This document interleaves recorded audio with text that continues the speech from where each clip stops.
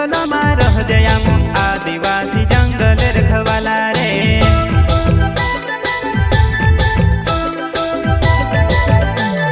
चल जंगल जमीन काज पूजे रे आदिवासी दुनिया ने रखवाला रे।